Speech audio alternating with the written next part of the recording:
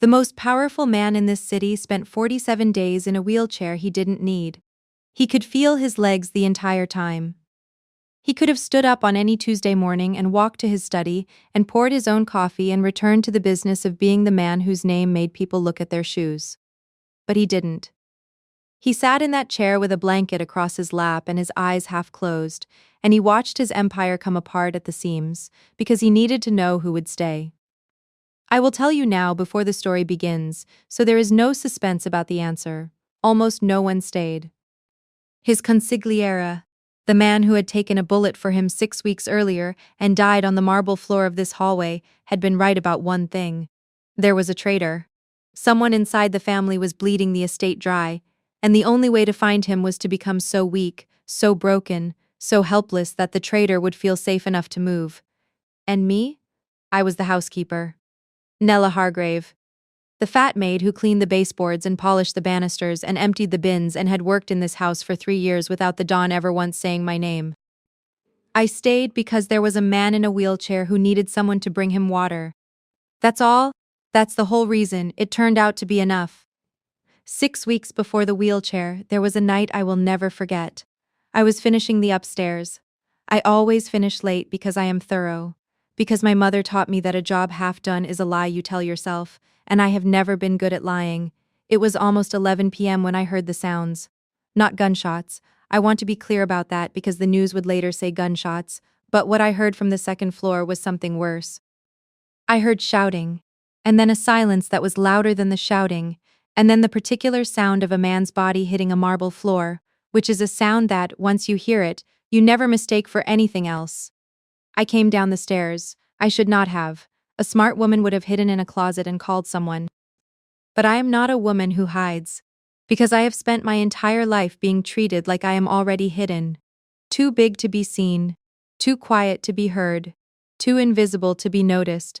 And I have decided, somewhere in the private arithmetic of my self-respect, that if the world is going to treat me like I am not there, then I will at least be not there in the places that matter. The consigliere, Mr. Dante, who had always nodded to me when I brought coffee, who was the only person in this house who said thank you, Nella, was on the floor. He was not moving. I understood, the way you understand things you are not trained to understand, but your body knows anyway, that he was gone. Don Salvatore was beside him. On his knees, his shirt was torn, his hands were pressed against Mr. Dante's chest, as if he could push the life back in. There was blood on the marble, blood on the Don's hands, blood on the cuffs of a shirt that I had ironed that morning. He looked up at me. The most powerful man in this city, on his knees in the dark, with his best friend dying under his hands, looked up at the fat housekeeper standing on the stairs and said, "Call an ambulance." I called. But it was already too late for Mr. Dante. What happened next?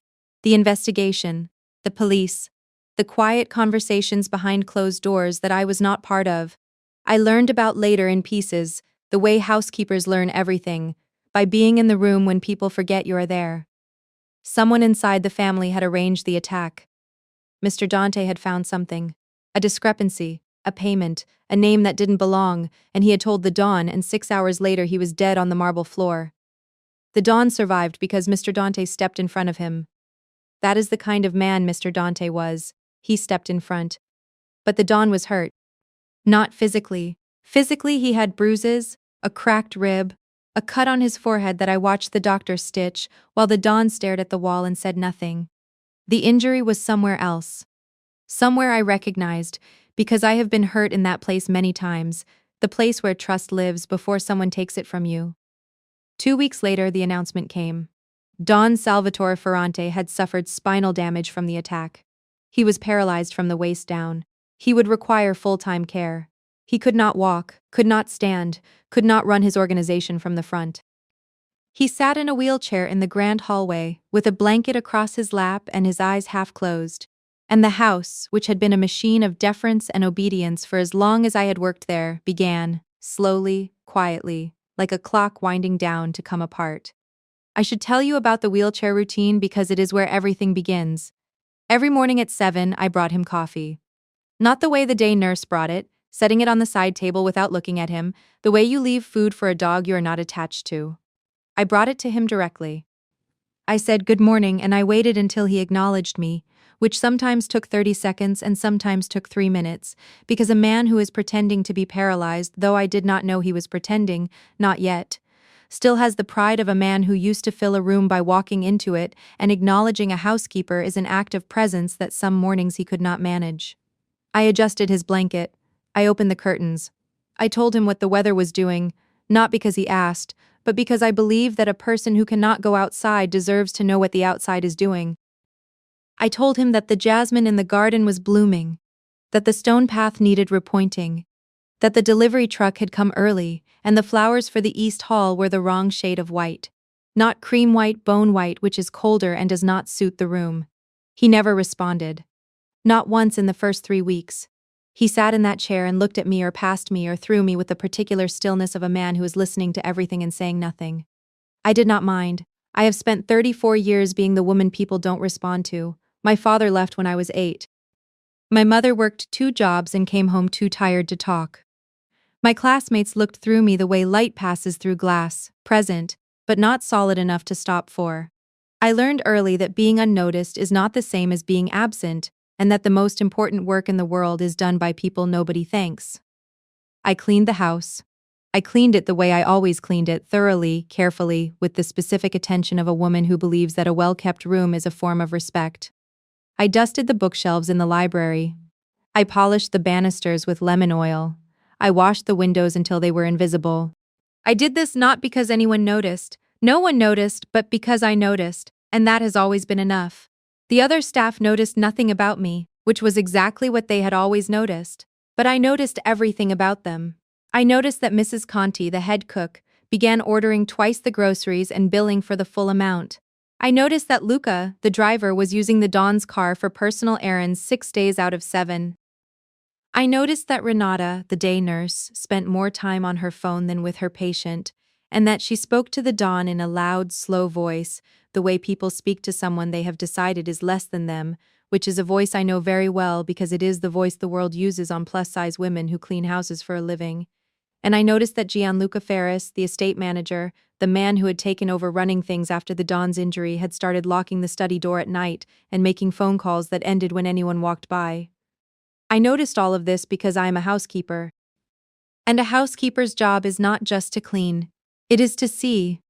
To be in every room, at every hour, in every corner, and to see what is there, and more importantly, what shouldn't be. Matteo Ferrante was 7 years old and he had a stutter that turned every sentence into a mountain he had to climb one syllable at a time. I want to be precise about this because precision matters. Matteo did not have a speech impediment. Matteo had a stutter, which means that everything he wanted to say was whole and complete, and perfectly formed inside his mind, and the only thing standing between his thoughts and the world was a mouth that sometimes made him wait. He was not slow, he was not impaired.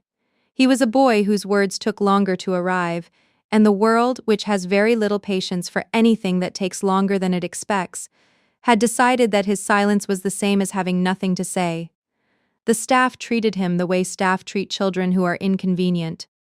They were polite in front of his father. Behind closed doors, they finished his sentences for him, or walked away while he was still speaking, or, and this was the one that made something inside my chest go tight and hot, they imitated his stutter to each other in the kitchen when they thought no one was listening. I was listening. I am always listening. That is what invisible women do. Every morning before I started my rounds, I sat with Matteo at the breakfast table. I poured his juice, I asked him about his day. And when he started to speak, I wanted to. I waited. I did not finish his sentence. I did not look away. I did not check my phone or glance at the clock or do any of the thousand small things people do to signal that your time is costing them something. I looked at him. I waited. And when the word finally came, sometimes 5 seconds later, sometimes 30, I responded to it as if it had arrived on time, because it had arrived on Matteo's time, and Matteo's time is the only time that matters when Matteo is speaking. The Gee garden has a new bird, he said one morning. It took him 11 seconds to say it. I know because I counted, not to measure his difficulty, but because I have learned that counting is how I hold on to things that matter. What kind of bird? I asked. His face lit up. Not because the question was remarkable, it was not, but because I had answered the sentence, not the stutter. I had treated his words like words, not like obstacles.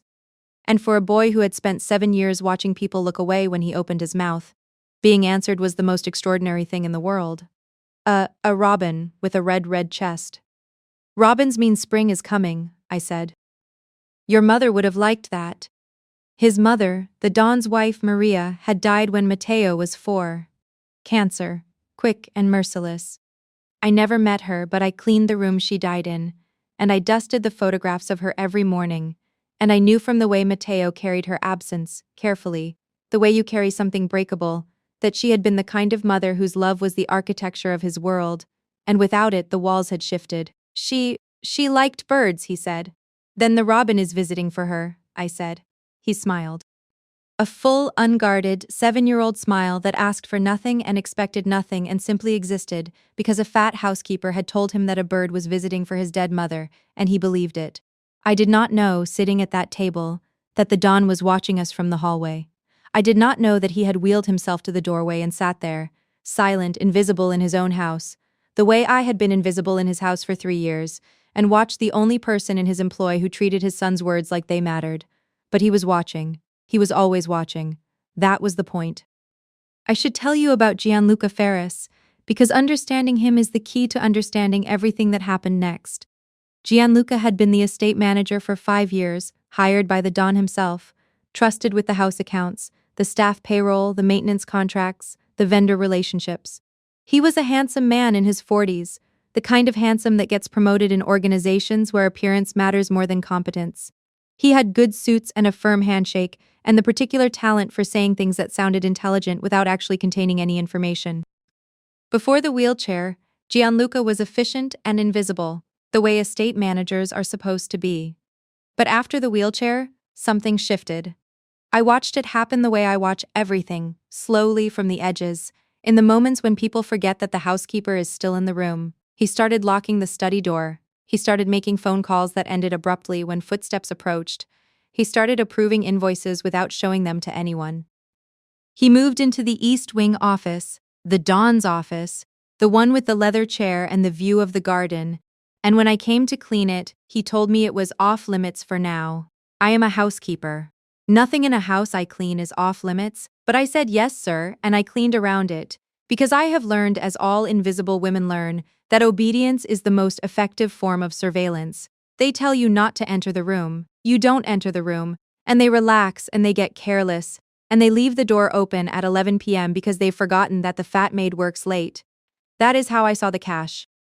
$3,000 loose in a desk drawer that Gianluca was counting by lamplight. Not estate funds, those were digital, tracked, accounted for. This was something else. This was the kind of money that arrives in envelopes and leaves no trail. I didn't say anything that night. I went home to my apartment, a 1-bedroom on Hollis Street with a radiator that clicks and a window that faces a brick wall, and I sat at my kitchen table and I thought about what I had seen. Because here's the truth about being invisible. You see things that are not meant to be seen, and then you have to decide what to do with them. And here is the truth about being a plus-size housekeeper in a Mafia Don's house. The things you decide to do with what you see can be very, very dangerous. I did the thing my mother would have done. I did the thing my mother spent her whole life doing, 2 jobs, 14 hours a day, raising me alone in a house with no heat, and she never once took a shortcut, never once looked the other way, because she believed that the only thing a poor woman has that no one can take from her is whether she does the right thing. I reported it. I went to Gianluca. This was my first mistake, and also, I would learn later, the most important thing I ever did, because it told the Don everything he needed to know about who I was. I went to Gianluca because he was the estate manager. He was, on paper, the person you report irregularities to. I did not know yet that the irregularity I was reporting was Gianluca. I did not know that the cash in the drawer was a payment from a rival family, the Conti family, who were buying access to the weakened Ferrante estate through the one man who had the keys. I stood in his office, the Don's office, the one he had taken, and I said, Mr. Ferris, I saw something last night that I think you should know about. There was cash in the study desk, a significant amount. I thought it should be documented. He looked at me. The way men like Gianluca look at women like me, Not with anger, not with fear, but with the particular bored contempt of a person who cannot believe that someone so beneath him has dared to create a problem. You were in the study after hours? I was cleaning. The study is off limits. The door was open. Nella, he said my name, the way people say words they don't care about, quickly, flatly, as if the syllables cost him something he resented paying. You are a housekeeper. Your job is to clean floors and fold towels. It is not to monitor the estate's financial operations. If I need an auditor, I will hire one. What I do not need is a cleaning woman playing detective. I stood very still. I have been spoken to this way many times, by teachers who assumed I was slow because I was quiet, by employers who assumed I was lazy because I was large, by every person who has ever looked at my body and decided, in the 3 seconds it takes to form a judgment, that the sum of my worth is less than theirs. I understand, I said, because I did understand. I understood that he was afraid, and that afraid men are dangerous, and that the wisest thing I could do was leave this office and go back to my baseboards. But I am my mother's daughter. And my mother never looked the other way. I think the Don should know, I said. You're fired, Gianluca said. Effective immediately. Collect your things. I'll have security escort you out. He said it the way he said everything, efficiently, without feeling, as if I were a line item on a budget he was cutting. And maybe to him I was, the fat maid, the cleaning woman, the line item. I went to the staff room, I opened my locker. I took out my cardigan, the one I wore over my uniform on cold mornings, and my thermos and the small framed photograph of my mother that I kept on the inside of the locker door. My mother, who worked 2 jobs until she couldn't work anymore, who cleaned houses the way I clean houses, with love, with thoroughness, with the stubborn belief that dignified work is dignified whether anyone sees it or not. I put my things in a paper bag, I walked toward the service entrance, and then I heard Matteo crying. It was the sound a child makes when he is not hurt but frightened, the high hiccuping sound of a boy who has tried to say something and been laughed at, or ignored, or told to spit it out. I knew that sound. I had heard it in my own chest in a different key for 34 years. I should have left. I had been fired. I had no right to be in this house. I had a paper bag of belongings and no job and a rent payment due in 11 days and every rational reason in the world to walk through that door and never look back. But I am not a rational woman. I am a kind woman. And kindness is not rational. It is not efficient. It is not strategic. It is not something that shows up on a spreadsheet or wins you a promotion or protects you from the consequences of caring about a stuttering boy in a house full of people who don't. I turned around. I found Matteo in the kitchen. He was sitting on the floor, the cold tile floor, the one I had mopped that morning, with his knees pulled up to his chest. 2 of the kitchen staff were standing over him. One of them was laughing. The other was imitating his stutter. Woo, what's the matter, little man? And Matteo was crying, not because the imitation was cruel, though it was, but because he had been trying to ask for his father and no one had listened. Get away from him, I said. They turned. The laughter died the way laughter dies when it is caught, not with shame, but with annoyance. Who are you to tell us anything? You've been fired. I said, get away from him. I am not a large woman in the way that people respect. I am large in the way that people dismiss. But in that moment, standing in the kitchen doorway with my paper bag of belongings, I was large in a way that neither of them had seen before. The largeness of a woman who has nothing left to lose except the child sitting on the floor. They left. Not because I scared them. Because they didn't care enough to stay. I sat down on the cold tile beside Matteo.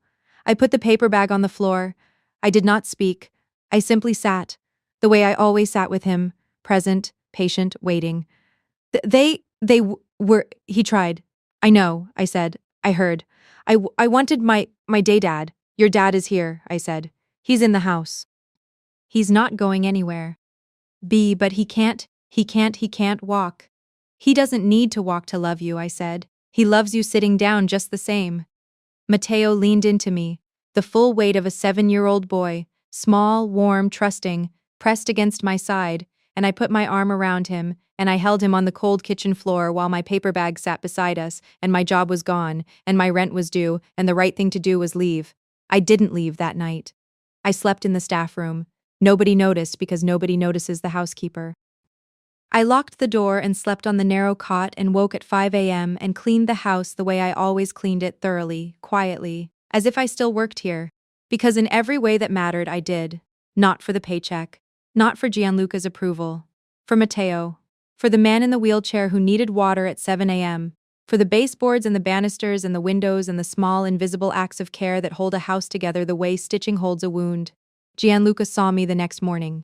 His face went red. I fired you. I know. You're trespassing. The Don hasn't told me to leave. The Don can't tell you anything. The Don is paralyzed. I am in charge of this estate and I am telling you for the second time to leave. No, he stared at me. I stared back. I am very good at being stared at. I have been stared at my entire life, on buses, in restaurants, in waiting rooms, in every public space where a plus-size woman exists and the world decides to have an opinion about it. Being stared at is not something that frightens me. Being stared at is my native language. I will call security. Call them. He didn't. Because calling security to physically remove the fat housekeeper would make a scene, and Gianluca Ferris was a man who avoided scenes because scenes invite attention, and attention was the last thing he could afford. I learned why 3 days later. I was emptying the bins in the East Wing when I heard Gianluca on the phone. The door was closed, but the ventilation grate in the hallway carried sound the way ventilation grates do, imperfectly, in fragments, enough to assemble a picture if you are patient. The facility in Greendale, yes, full transfer of care. The doctor will sign off on it, he's already been. No, the boy stays with me. The courts won't question the estate manager as interim guardian. The Don won't be a problem once he's there. A man who can't walk can't fight a care order. I stood in the hallway with a bin bag in my hand and the blood leaving my face. He was going to move the Don to a facility. A place where a paralyzed man would be isolated, dependent, controlled, where no one would see him, where his signature could be forged, where his estate could be bled dry by the man who had the keys. And Matteo would be left in the custody of the man who had laughed at his stutter, who had let the staff mock him, who saw the boy as nothing more than a legal convenience. I set down the bin bag. I walked to the Don's room. He was in the wheelchair by the window, the blanket across his lap, his eyes half closed. The same position he sat in every day, the position of a man who was watching, waiting, keeping the score of everyone who passed and failed and didn't care enough to notice. I knelt beside the wheelchair. I had never spoken to him beyond good morning and the weather report, but I spoke now. He's going to move you, I said. Gianluca. He's planning to transfer you to a facility in Greendale. He's already talked to a doctor. He's going to take custody of Matteo. The Don's eyes opened, not the half-closed, watching eyes I had seen for 47 days. Open, fully clear and sharp and so intensely alive that for one breath I forgot he was supposed to be paralyzed. He looked at me, and I looked back, and in that moment, though I did not understand it yet, though I would not understand it until he stood up and the whole world shifted, I saw something in his eyes that I have never seen directed at me before. Recognition. Not surprise. Not pity. Not the performative gratitude of a powerful man being helped by a servant. Recognition's the specific, devastating acknowledgement of one person seeing another person fully, completely, without the filter of size or status or role, and understanding that what they are looking at is someone who matters. He said nothing. He closed his eyes again. The blanket didn't move, but his hand, the hand that had been resting on the arm of the wheelchair for 47 days, still and passive and paralyzed, moved, just barely, just enough. He squeezed my wrist once and let go. The next morning, Gianluca called a staff meeting. Everyone was there. Mrs. Conti the cook, Luca the driver, Renata the day nurse, the 2 kitchen boys who had mocked Matteo, the gardener, the 2 security guards who had spent the last 6 weeks watching Italian football on their phones instead of watching the estate. Everyone who had been paid by Don Salvatore Ferrante's money, lived under Don Salvatore Ferrante's roof, and eaten Don Salvatore Ferrante's food, and had repaid him by stealing, neglecting, and conspiring. I was there too. Standing in the back, in my uniform, the one I hadn't been paid to wear in 4 days. Gianluca stood at the front of the room, behind the Don's desk, in the Don's chair, wearing the authority of the Don's name like a coat he had borrowed without asking. He was confident. Smooth. The easy, rehearsed calm of a man who believes his plan is working.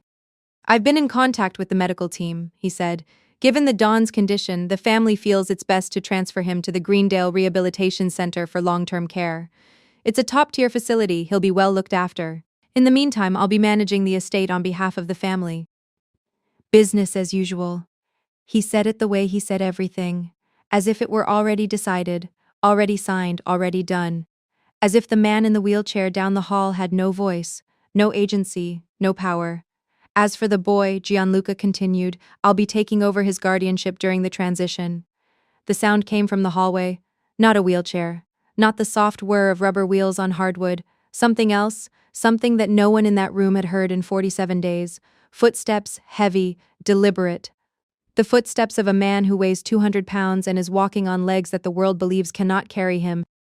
The footsteps of a man who has been sitting in silence for 6 weeks, watching his empire rot from the inside out, cataloging every theft and every betrayal and every cruelty with the patience of a predator who does not need to chase because he knows the prey will come to him. Don Salvatore Ferrante walked into the room. The room stopped. I have never experienced a silence like it, not the silence of respect that was gone, burned away by 6 weeks of theft and neglect, not the silence of surprise, though surprise was there in every slack jaw and every widened eye and every hand that suddenly didn't know what to do with itself. This was the silence of reckoning. The silence of a room full of people who have just understood, in a single devastating instant, that the man they abandoned, the man they stole from, the man they mocked and neglected and plotted to imprison, was standing in front of them with 2 perfectly functioning legs and a memory that forgets nothing. Sit down, Gianluca, Don Salvatore said, his voice. I had never heard his voice before. Not really, not directed at anyone, not used as a tool. It was low and quiet and absolutely unhurried. The voice of a man who has spent 47 days listening to everyone around him reveal exactly who they are and is now going to tell them what he heard. Gianluca didn't sit. He couldn't. His legs had locked. The irony of this, the man who was going to imprison a paralyzed Don suddenly unable to move his own legs, is something I would appreciate later when I had the emotional distance to appreciate anything. 47 days, the Don said. He walked to the center of the room, slowly. Not because he needed to, his legs were fine, his stride was sure, but because he wanted every person in that room to watch him walk, to see the legs, to understand what 47 days of watching had cost.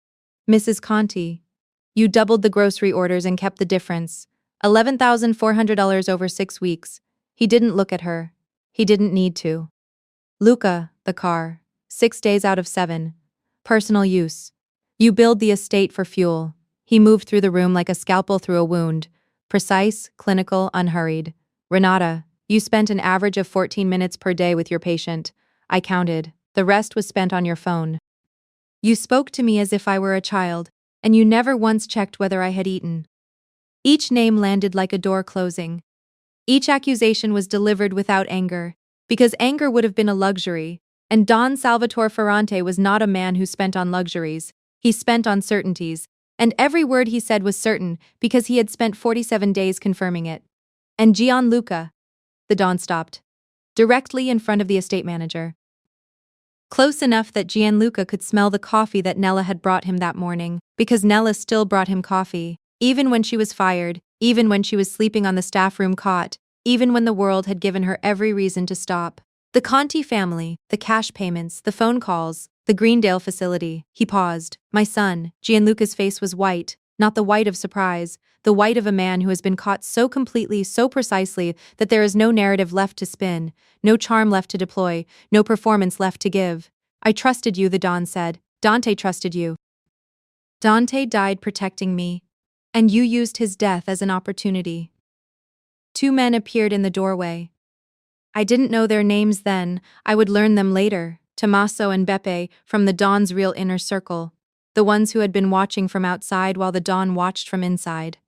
The ones who had been waiting for the Don's signal. The signal was the Don standing up. Gianluca was escorted from the room, not violently. There was no violence, because violence would have been a kindness compared to what that man saw in the Don's eyes. What he saw was the pure, structural, permanent contempt of a man who tested loyalty and found none. Mrs. Conti left next, then Luca, then Renata, then the kitchen boys, the ones who had mocked Matteo, who had imitated a 7-year-old boy's stutter for entertainment and thought no one was watching. One by one they left, dismissed, replaced, gone from the house and the payroll and the life of a man who had learned in 47 days exactly what his empire was worth when he had nothing to offer. And then the room was empty. except for me. I was still standing in the back, in my uniform, with my hands folded in front of me the way I fold them when I am nervous. Left over right, fingers laced, the same way my mother folded hers when she sat in church and prayed for things she couldn't afford. The Don turned to me. He walked toward me. Slowly, deliberately. The walk of a man who has spent 47 days watching a woman bring him coffee and open his curtains and tell him about the weather and the jasmine and the wrong shade of white in the East Hall, and has decided that she is the only person in his world who is exactly who she appears to be. Nella, he said. It was the first time he had ever said my name. I have been called many things. The fat maid, the cleaning woman, the invisible one, the line item. I have been called names that hurt and names that dismiss and names that reduce a 34-year-old woman with a thorough heart and a strong back to the number on a scale or the size on a label. But my name, said by a man who had chosen silence for 47 days and was now choosing my name as one of the first words he spoke, my name, in that voice, in that room, in that moment, was the most beautiful sound I have ever heard. You knew, I said. It was not a question. You were never paralyzed. I was never paralyzed. You were testing them. I was testing everyone. He paused. Everyone failed, except you. I'm just the housekeeper. You are the only person in this house who brought me water without being asked. Who opened the curtains because you believed I deserved to know what the weather was doing? Who sat with my son every morning and waited for his words? Who reported the theft to Gianluca even though it put you at risk? Who got fired and didn't leave? Who heard my son crying and turned around? Who slept on the staff room cot and woke up at 5 a.m. and cleaned a house she wasn't being paid to clean? He stopped. He was standing in front of me, close, not touching because Don Salvatore Ferrante does not touch people without permission, which is something I would learn about him, the specific, deliberate respect of a man who understands that power unused is the most powerful kind. You are not just the housekeeper, he said. You are the only person who passed. The estate was rebuilt. Not the building. The building was fine, polished, and maintained by 3 years of my careful work. The people, new staff, vetted personally by the Don, held to standards that included a clause I had never seen in a household contract before. All members of staff will treat every person in this house, regardless of age, ability, or position, with patience and respect. I did not go back to being the housekeeper. The Don offered me the position of estate manager. I laughed, the kind of laugh that comes out before you can stop it. The involuntary sound of a woman who has spent her life being overlooked hearing something so unexpected that her body responds before her mind can process it. I clean baseboards, I said. I don't manage estates. You managed mine for 4 days without pay, without authority, and without anyone asking you to. You caught a betrayal, protected my son, and refused to leave when a man twice your salary told you to go. That is management, Nella. Everything else is paperwork. I took the job, not because I wanted power. I have never wanted power because power is for people who need the world to know they matter. And I have always known I matter, quietly, privately, in the spaces between the baseboards and the banisters and the mornings I sit with a stuttering boy and wait for his words. I took it because Matteo needed someone. Because the house needed someone.